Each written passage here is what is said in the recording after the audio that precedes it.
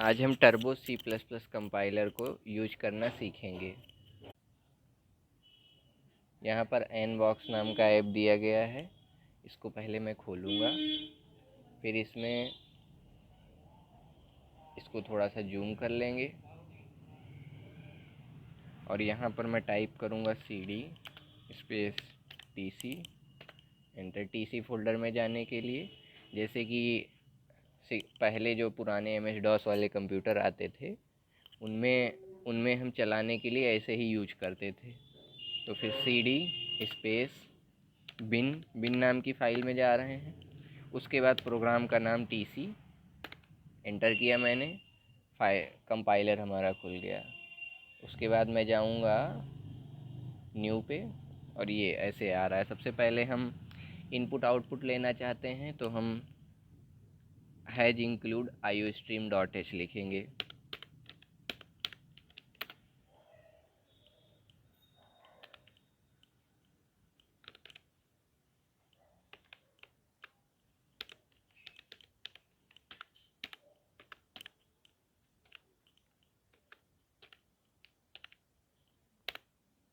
ये pre processor directive है। ये हमारे कंप्यूटर को बताता है कि हम क्या करने वाले हैं, कौन सा फंक्शन करने वाले हैं। ये ऑलरेडी कुछ रिटन प्रोग्राम हैं जो हमको इनपुट और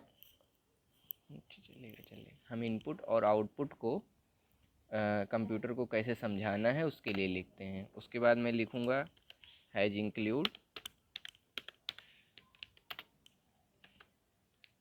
onio.h। ये क्या करेगा, ये स्क्रीन को थोड़ी देर के लिए रोके रखेगा। उसके बाद मैं अगला स्टेटमेंट लिखूँगा void main। ये मेन फंक्शन होता है जो पूरे प्रोग्राम को, पूरे जो सब कुछ चलेंगे उनको गवर करने वाला है। तो जो मेन फंक्शन होता है ये ऐसे समझ लो जैसे कि मैथ में हम पॉलिनोमियल पढ़ते हैं fx, तो fx में हम कोई वैल्यू डालते हैं, अपना x पे काम होता है, फिर हमें रिजल्ट मिलता है। वैसे ये भी एक फंक्शन है, बस ये एक ऐसा फंक्शन है, ये इसके प्रोग्राम में बनने वाले सारे फंक्शंस को यही कंट्रोल करेगा। एज ए CPU मान सकते हैं। तो हम अगर कोई चीज़ स्क्रीन पे प्रिंट कराना चाहते हैं तो पहले हम, अगर कंप्यूटर है तो बहुत सारे स्क्रीन पे गार्बेज पहले से हो सकते हैं, स्क्रीन पे कुछ हो सकता है, तो हम चाहते हैं स्क्रीन साफ साफ आए, इसलिए मैं लिखूँगा CLRSCR नाम का फंक्शन। ये स्क्रीन को क्लियर करेगा यानी साफ़ करेगा। एक फंक्शन हो गया। फंक्शन लिखने के बाद सेमी कॉलन लगाने का मतलब है कि वो लाइन कंप्लीट हो गई। इसके बाद मैं लिखूँगा सी आउट एक्सर्शन ऑपरेटर। इसका ये मतलब होता है कि मैं आउटपुट दे रहा हूँ, बाहर की तरफ है तो मतलब स्क्रीन पर कुछ आने वाला है। इसमें मैं मान लो लिख देता हूँ हेलो, HELLO हेलो, और ये बंद। तो जब कोई भी चीज़ इस डबल इन्वर्टेड कॉमा के अंदर लिखा होगा तो उसे एक हम स्ट्रिंग के रूप में ट्रीट करेंगे, मतलब हम उसके अंदर कीबोर्ड से कुछ भी टाइप कर सकते हैं। इसके बाद मैं नेक्स्ट में चलूँगा, फिर मैं स्क्रीन को रोकूँगा गेट सी एच लगाएंगे। ये कैरेक्टर को रोके रहने के लिए, या प्रोग्राम को जब तक हम देख रहे हैं उस समय के लिए रोके रहने के लिए है, ताकि बंद ना हो जाए तुरंत। ये हमारा प्रोग्राम तैयार।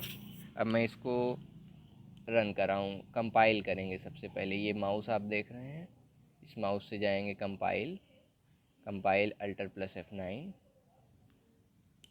इसमें कोई एरर नहीं है, कोई वार्निंग नहीं है अभी, इसका मतलब प्रोग्राम सही बन चुका है। अब मैं इसको रन कर सकता हूँ। रन क्या होता है, एक जो जैसे मोबाइल में इंस्टॉल करने के लिए APK फ़ाइल होती है, वैसे रन के दौरान जो कंप्यूटर होता है, कंप्यूटर के लिए .exe फ़ाइल जनरेट हो जाती है। और जब हम रन कर देते हैं किसी चीज़ को तो देखिए एकदम जैसे कमांड प्रॉम्प्ट पे ब्लैक वाली विंडो होती है, वहाँ पर हेलो लिख के आ रहा है। अगले स्टेप में हम इसी पे वो सीखने वाले हैं,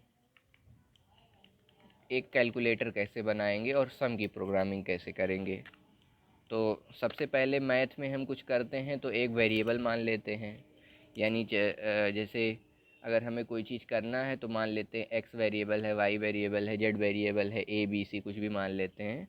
वैसे हम यहाँ वेरिएबल मानेंगे INT अभी के लिए, integer A integer comma B integer comma C integer, तीन तीन हो गए, तो मैं एक दो की वैल्यू लूँगा और सी में वैल्यू डालूँगा।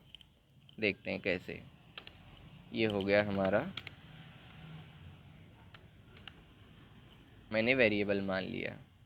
उसके बाद मैं सी आउट करूँगा। इसको थोड़ा मिटा देते हैं, मैं इसकी जगह लिखता हूँ इंटर द फर्स्ट नंबर, ताकि यूजर जो है फर्स्ट नंबर जो प्रोग्राम चला रहा होगा उस समय वो पहला नंबर डालेगा। ये सम कॉलन के अंदर हो गया। अब मैं दूसरी लाइन पे आ जाऊँगा। दूसरी लाइन पे आने के बाद मैं जो वैल्यू आ रही है उसको कहीं पर हम रखेंगे। कंप्यूटर में हम किसी इनपुट डिवाइस से वैल्यू दी जा रही होगी, अब हमें उसको स्टोर करना है। आउटपुट डिवाइस हमारी यहाँ पर क्या है, स्क्रीन है। स्क्रीन पर अगर हम देख रहे हैं तो ऐसे ही हम उसी चीज़ को हम लेना चाहेंगे अपने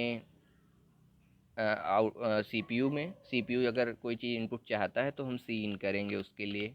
ये कनेक्ट हो जाएगा सीधा कीबोर्ड और माउस डिवाइस से। यहाँ पर बेसिक इनपुट डिवाइस जो है माउस और कीबोर्ड होता है, ये कीबोर्ड से कनेक्ट होगा। सी इन प्रोग्राम हमारा ये हो गया। अब वेरिएबल ए को हम ले लेंगे ऐसे। चलेंगे नेक्स्ट स्टेप पे।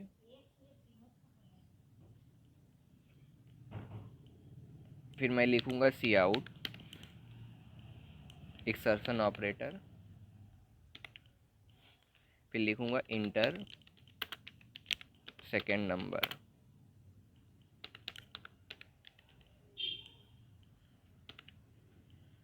और सेमीकॉलन। सेमीकॉलन का मतलब पूर्ण विराम, जैसे हम लगाते हैं ना कोई चीज़ सेंटेंस लिख के, वैसे यहाँ एक स्टेटमेंट पूरा हुआ तो सेमीकॉलन लग गया उसके लिए। अब मैं सी इन करूँगा। सी इन बी में हम वैल्यू ले लिए, यानी जो वैल्यू यूजर से आ रही है उसको हम एक वेरिएबल में मान के उस वेरिएबल में ABC जो वेरिएबल है उसमें स्टोर कर ले रहे हैं।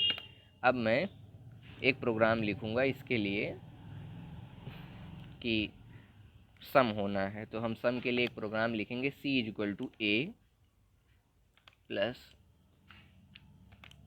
A + B।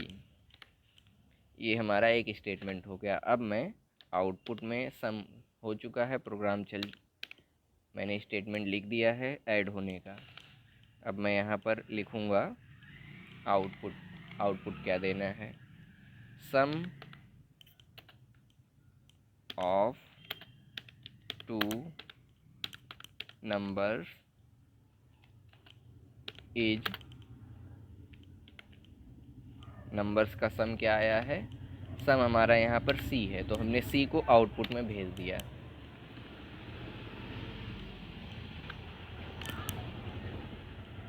अब मैं इसको कंपाइल करूँगा। कंपाइल करने के लिए यहाँ पर मैं शॉर्टकट यूज करने जा रहा हूँ Alt+F9।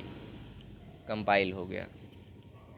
कंपाइल होने के बाद Ctrl+F9 output. Enter the first number मैं दे देता हूँ कोई नंबर, एंटर। सेकेंड नंबर 45, फिर एंटर क्लिक करूँगा, ये दोनों का सम आ गया। और इस प्रकार हमने एक कैलकुलेटर बनाने का एक बेसिक प्रोग्राम सीख लिया है।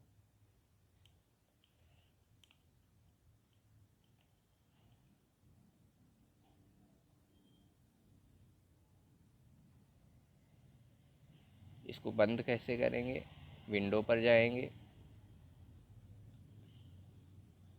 क्लोज ऑल कर देंगे, सारी चीज़ें बंद हो जाएंगी। इस फाइल जो हमने अभी बनाई थी उस फाइल को सेव करने के लिए पूछ रहा है, हमने उसको सेव कर लिया यस से। फाइल हमारी नो नेम या कोई नाम दे देते हैं इसको, P1 नाम से सेव कर दिया है। एक CPP फाइल सेव हो गई है। अब मैं इसको करूँगा ऑफ, क्विट। Alt+X या क्विट पे आके हम क्लिक करेंगे तो ये प्रोग्राम बंद हो जाएगा। अब हम ये अपने उसी कमांड प्रॉम्प्ट की विंडो पे आ गए हैं जो जहाँ पर पहले थे, जहाँ से हमने प्रोग्राम को खोला था। अब मैं यहाँ से इसको एग्ज़िट कर सकता हूँ, पावर ऑफ।